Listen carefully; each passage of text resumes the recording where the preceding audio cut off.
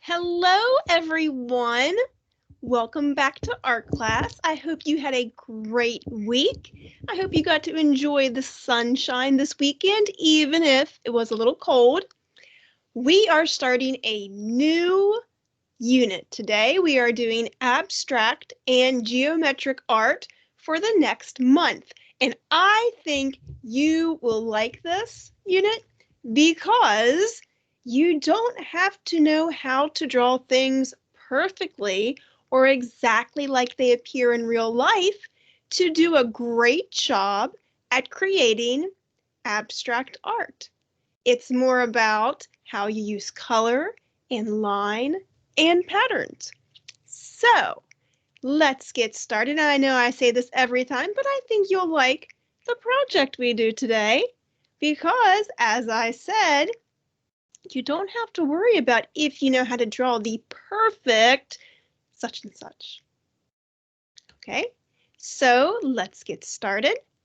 I will tell you that for this lesson, I am not going to be doing a separate sketches school video because I don't think that this project can be done very well drawing on the iPad.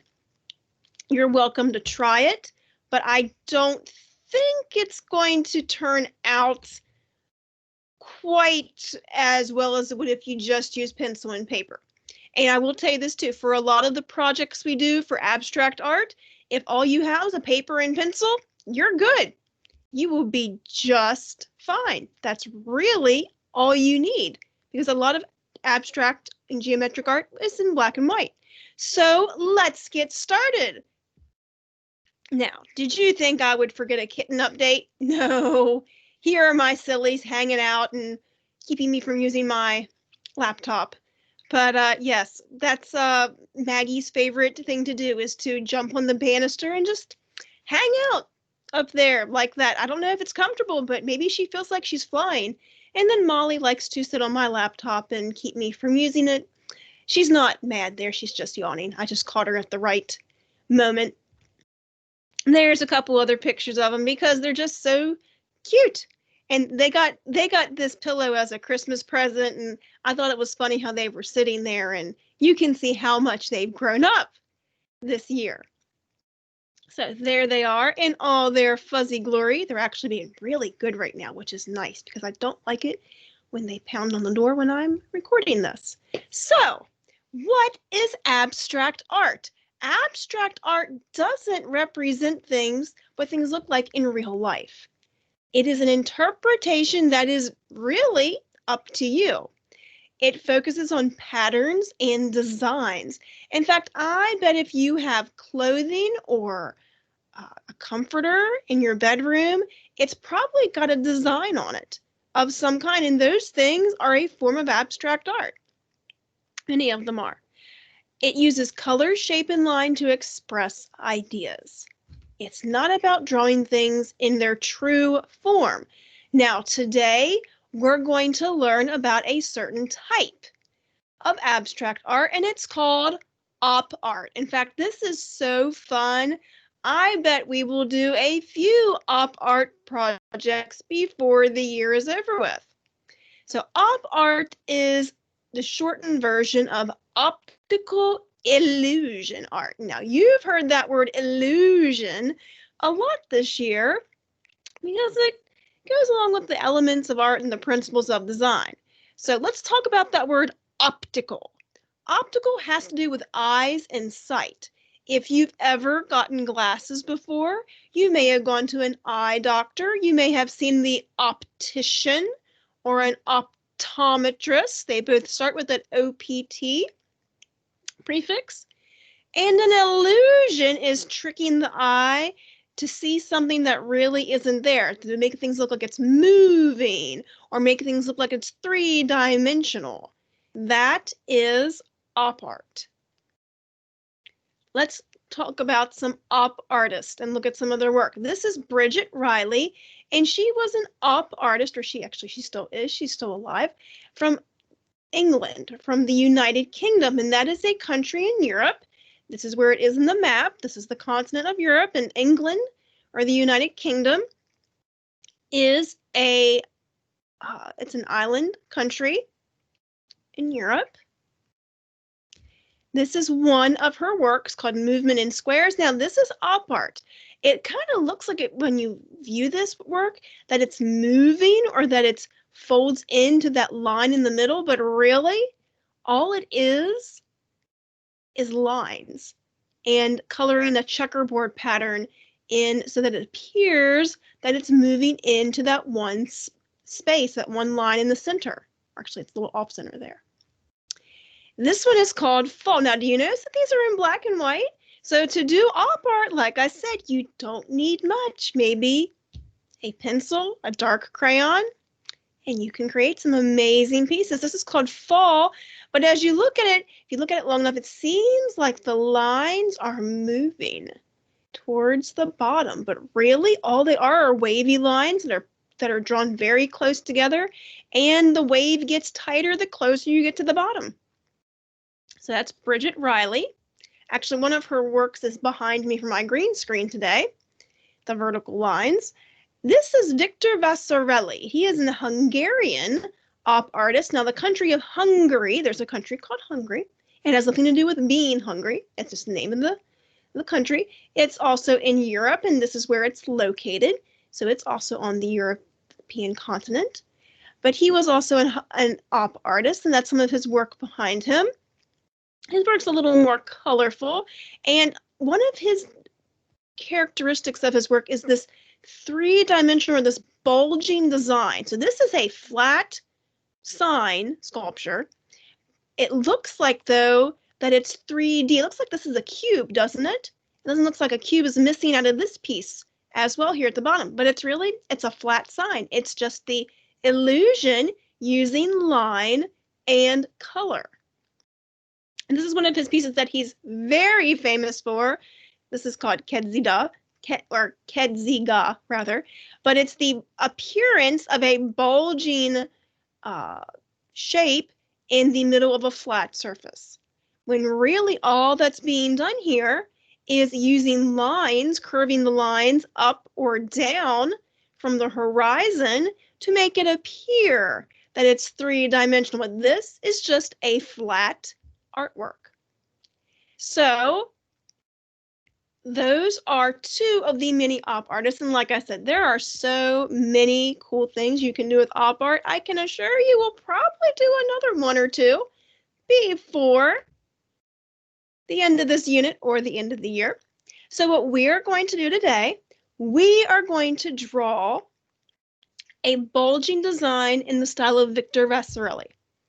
All you need is a piece of paper and a pencil. If you want to color it, you can do that. You're only going to need like 1, 2 colors if you want, though. Okay?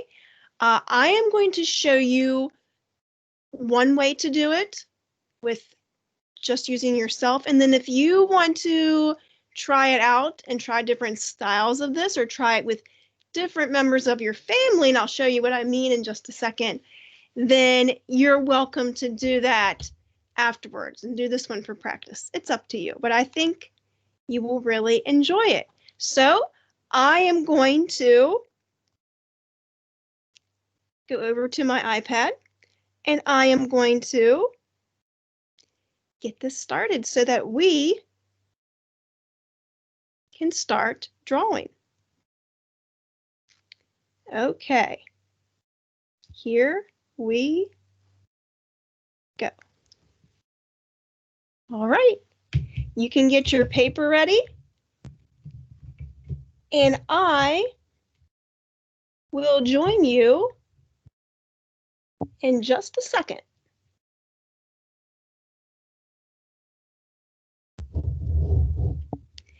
Okay, friends, you should see my desk, and you should see my sheet of paper. Now, because I'm recording this on my iPad, it's a little hard for me to show you this, but I have my paper portrait style. So it is vertically on my desk. It is not landscape. For this practice one, or this first one we're going to do together, I would hold my paper or place my paper on my desk so that it is portrait style vertically.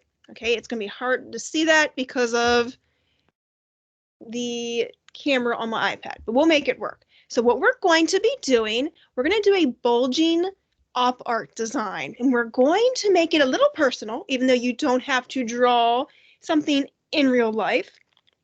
But we're going to start with our hand. Okay, so stick with me here. Oops.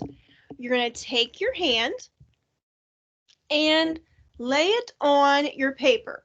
And I would also lay it on your paper. So I'll move my paper here for a minute so you can see. I would lay it so that you can have a little bit of your wrist on there as well.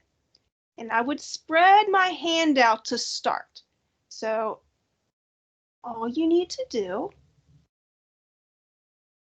is trace your hand. Go around the fingers. And go down the other side of your wrist.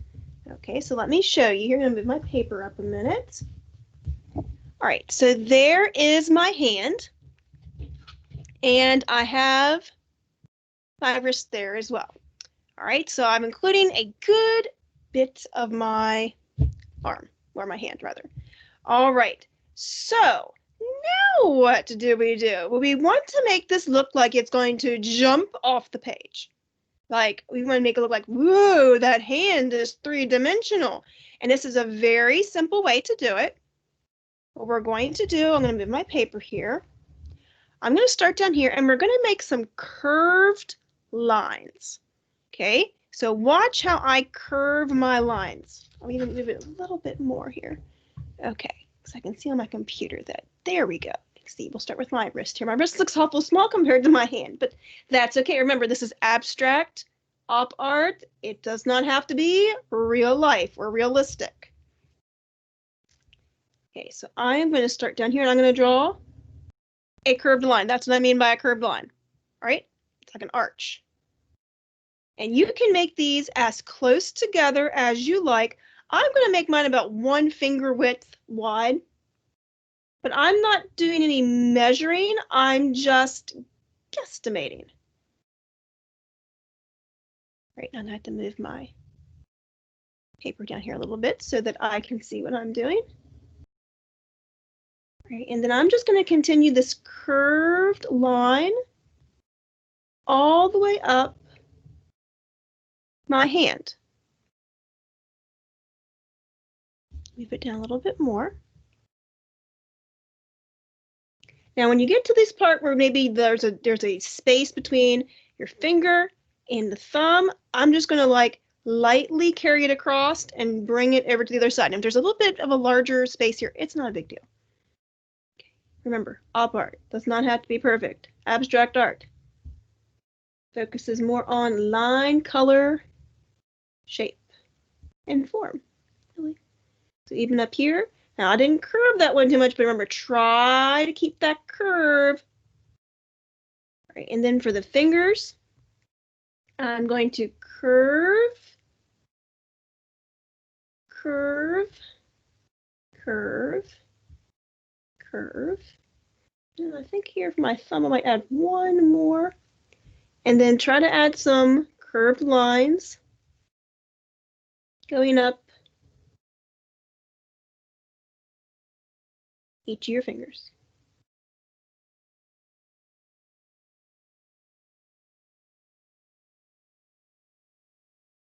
Don't worry if it's perfect, just keep curving your lines. Now what I was getting at, and I said you could do this with your, like a brother or sister or family member, is that you may want to draw one of these after we get done all, and you might want to have your hand and maybe brother or sister's hand, or maybe your family member's hand. You could do an entire family portrait of hands if you wanted to. So we have our curved lines. Now what we're going to do, we're going to draw some straight lines. As this is where it's going to start to pop off the page. So I'm going to go down here. I'll start at the bottom again. And if you may want a straight edge for this, but you do not have to have one. So a ruler or an edge of a book, you don't need it. If you want it, go for it.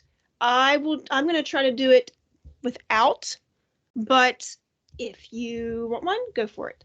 All right, so I'm gonna leave this one alone since that's like at the edge of my paper. I'm just gonna come up here. I'm gonna draw a line straight across. And you notice how I'm connecting it to the curved line? Make sure you do that. Connect it to the curved line. I'm just going out.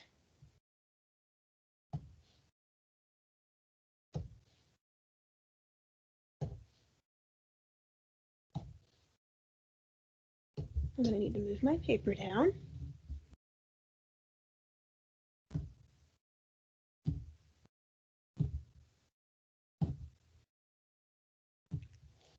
All right, now in between here, just one second. Oh, I didn't decide over here. That's okay. In between, try to connect them the best you can. If they're not perfectly connected, it's okay. All right, don't worry about it.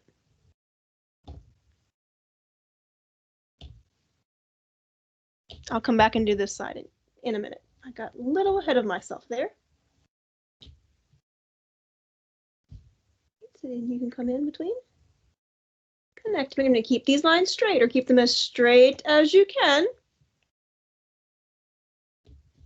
What do you notice happening here, though? Do you start to see how the hand looks a little 3D with these straight lines around it? That is the optical illusion.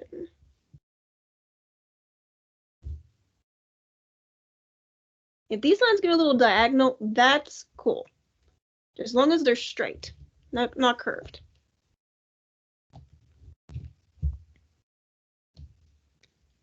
It's almost like this hand got caught in a web. You could make up an entire story if you wanted to. Now what I'm doing now is I'm coming down the side that I didn't do the first time and should have.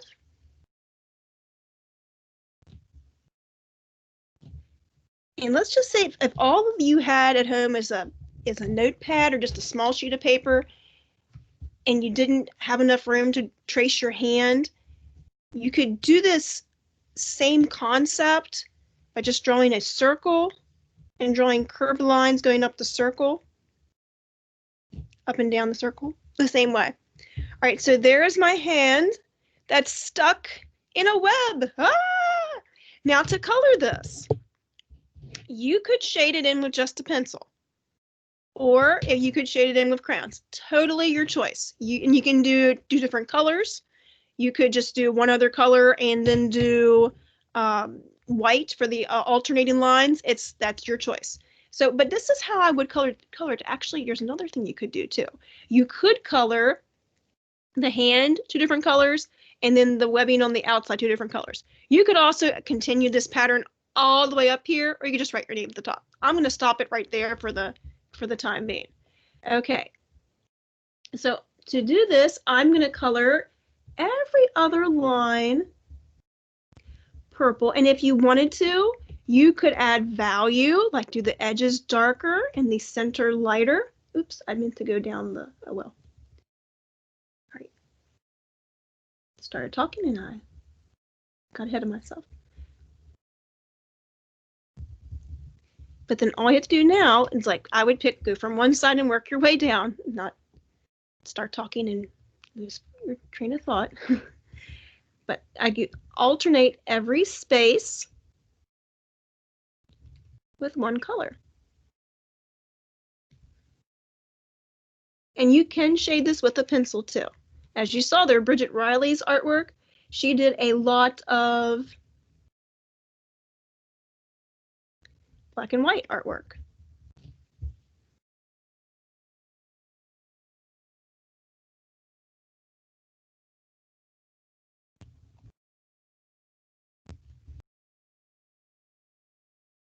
So what I meant by you could do this and show value, if you wanted to, and you don't have to, you can just color it flat all the way across.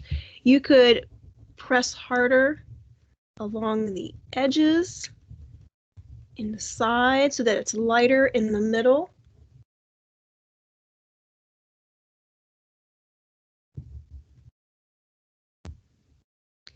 But that's not necessary. You can just color it completely in. Right.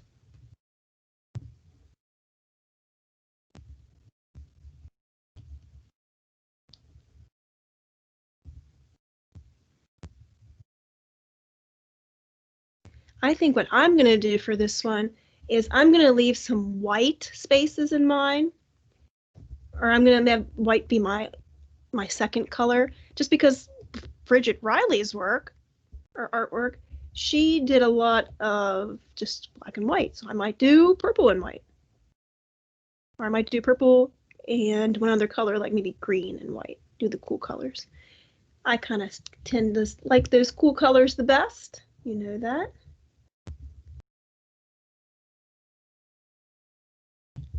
Now, as you start to add color, do you start to see even more of an optical illusion? How it's starting to look like it's tricking your eye into seeing something that wasn't there before.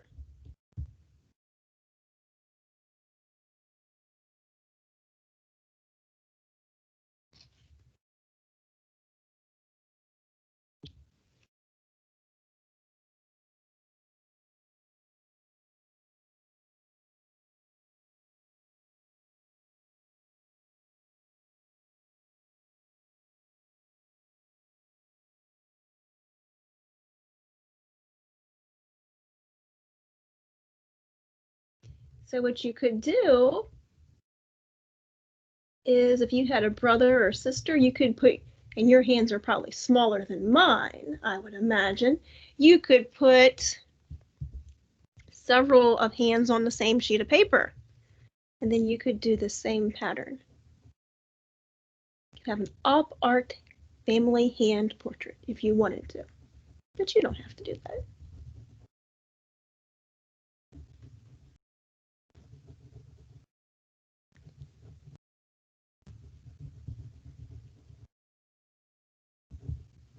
And now you will have an op art hand to see how big your hand was when you were in this grade.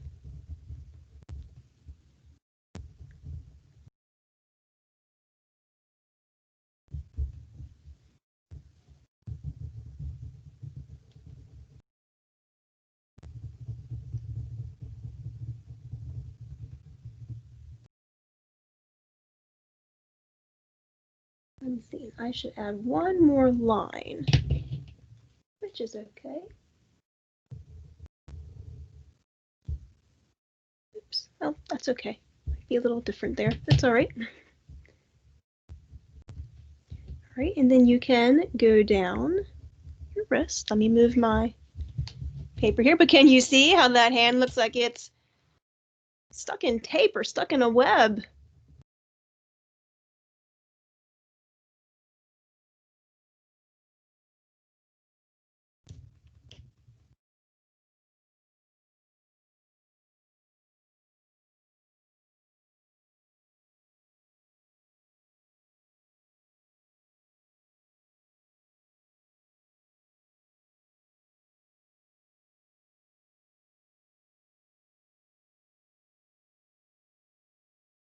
And something else that is op art, if you've ever done those, looked at those hidden pictures, or if it's like, it looks like a design, but if you look at it long enough, you can see a different picture jump out at you. That is op art as well. Kind of neat, huh?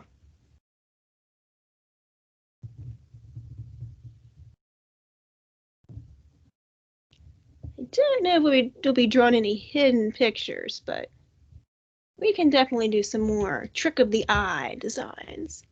I'm going to do this last part down here.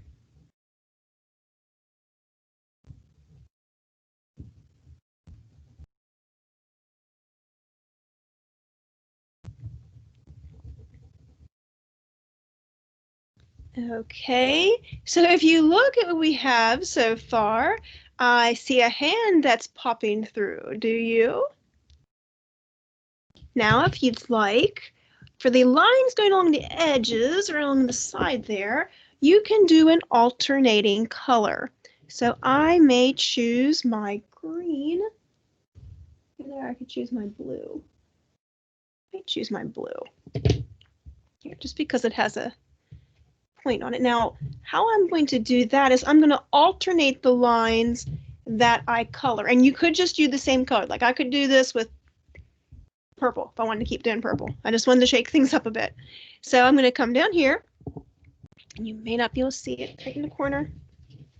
Here, move it out of the way. All right, it's going to come right down here, and I am going to do it. So this is going to be, oops.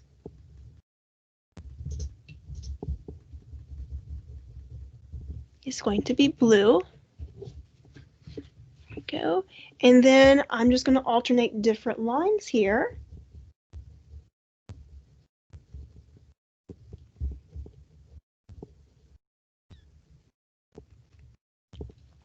And then my hand is really going to start to come alive. And don't worry about it if you end up with the purple and the blue, or the two colors right beside of each other, and you're like, ruined my, does not, no, you can't ruin anything with op art or abstract art, really. That's why it's so fun. All right, and then we're just going to continue this pattern. We're continuing alternating the lines all the way up.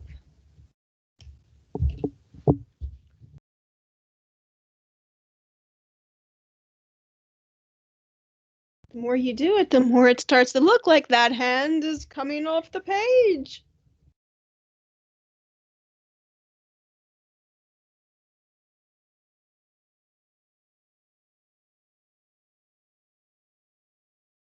It's kind of funny when I'm doing this, I'm drawing my hand. I can see my hand on my iPad that's recording this video. Then I can also see it on my computer that's over to the side.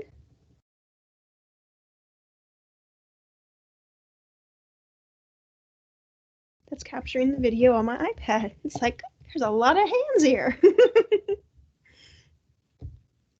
All right, now see, this looks like it's going to maybe mess my pattern up a little bit, but I think I can fix that. Oops, I didn't want to do that. Oh, you know what? It was just fine. I don't know what I was talking about. You see, I started talking about something different and it got me off track. Who's ever done that before? That's why your teacher, when you're in school, she asked you to be quiet when you're doing your work, because if you start talking, it breaks your train of thought and then you start making mistakes.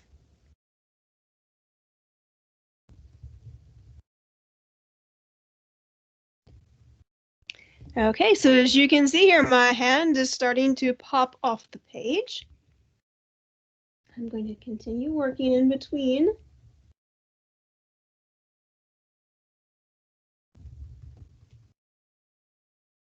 My fingers.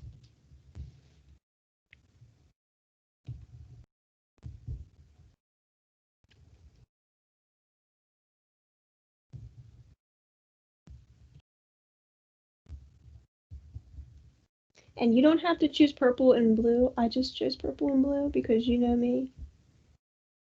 That's my color scheme.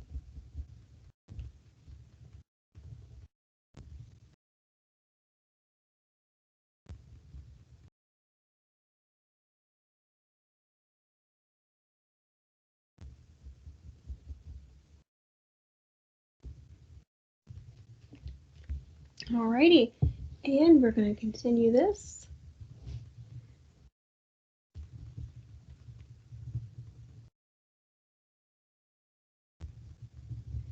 All the way across. Op art is fun to make if you need to doodle and you need something to take your mind off of things for a few minutes. Just don't doodle all over your schoolwork. I used to get in trouble for that when I was in school. For putting artwork on all of my schoolwork, and then it was hard to grade my work because I doodled on it.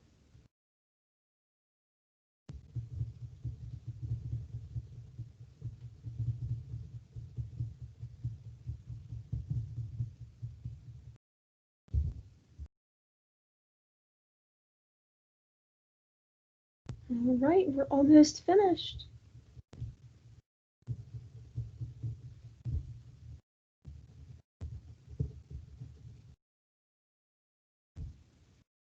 Oops, I think I might have colored that the wrong color, but that's all right. Make it work down here, I believe. Yep. And if you mess up too, it's okay. You meant to do that, remember?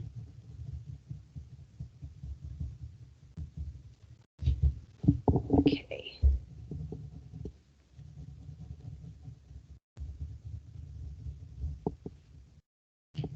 Let me move my paper back up here.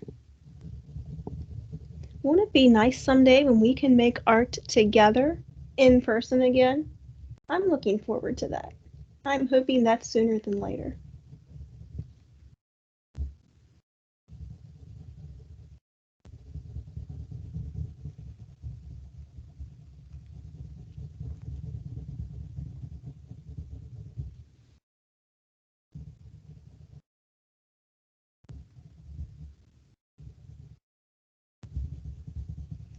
All right, we're almost finished.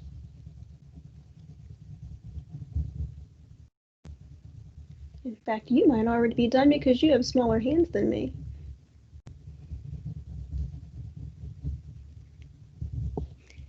But if you're not, that's okay.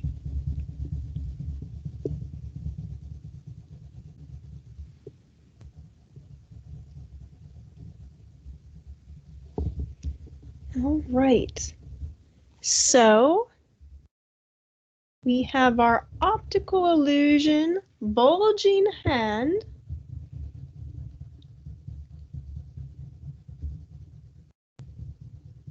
And you have made your first op art piece. Voila. I think in here for this section right here that I messed up, I'm just going to color this one blue. All right, no one will know except me. All right, there you have your bulging hand, or your hand that's popping off the page. I wish I could shrink my screen or zoom in on my screen so you could see my entire hand here. Maybe if I go like that, if I lift it up, you can see it a little bit better. Okay, so there is my op art hand. Next week, we will do another abstract art project. When you're finished with your op art hand, please make sure that you upload it to Schoology so that I can see it too. Have a great week, and we will continue learning about abstract art the next time we're together. Goodbye.